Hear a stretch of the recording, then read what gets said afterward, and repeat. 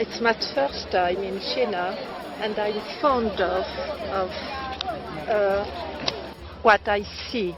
But here is fabulous for me.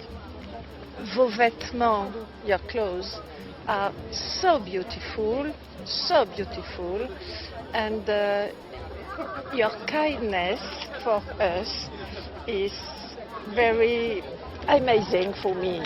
It's a fantastic impression because it's the old city, the wall is amazing, and it's interesting because in France we have many small and old village, and it's very important to communicate between the two peoples to understand the scale between the heritage and the tourism.